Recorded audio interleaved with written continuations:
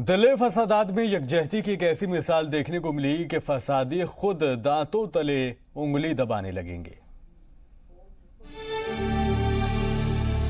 इन चेहरों को देखिए, इनके पहनावे इन्हें अलग बना देते हैं, लेकिन ये सब इसी वतन के सरपरस्त हैं और इनके जहन में सिर्फ और सिर्फ हिंदुस्तान बसता है, इंसानियत पलती है।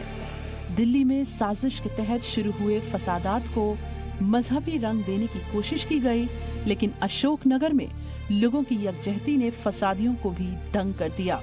दिल्ली में हुए दंगों में जहां उपद्रवी घरों को, मस्जिदों को, मंदिरों को निशाना बना रहे थे, तो वहीं पर ऐसे भी लोग थे जिन्होंने दूसरे धर्म के लोगों की मदद की। इस वक्त हम लोग नॉर्थ ईस्ट दिल्ली के अशोकनगर में हैं। मेरे पीछे आप ये मस्जिद देख सकते हैं जिसका कि वीडियो काफी वायरल हुआ था। इस मस्जिद के ऊपर चढ़ करके इसको तोड़ने की कोशिश की गई थी। ये जो इलाका है गली नंबर 5 का, यहाँ पर कुछ ही घर हैं जो कि मुस्लिम परिवारों के हैं, और उस वक्त इन तमाम मुस्लिम परिवार के लोग जो थे, उनको जो यहाँ पे हिंदू के लोगों के घर है, उन्होंने अपने यहाँ पर पनाह दी, उन्होंने इनकी रक्षा की। जो उपद्रवी थे, जो दंगा कर रहे थे, वो बाहर से आए थे, लेकिन इन लोगों को, इन मोहल्ले के लोगों ने अपने भाईचारे का संदेश देते हुए अपने घर में पनाह दी, इन लोगों की जान बचाई। ये तमाम लोग हमारे साथ हैं, उनसे हम बात करते हैं। भाई साहब, ये बताइए क्या हुआ था 25 तारीख को? जब 25 तारीख को आप ये था जी, यहाँ 10 बजे मार्केट खुली हुई थी।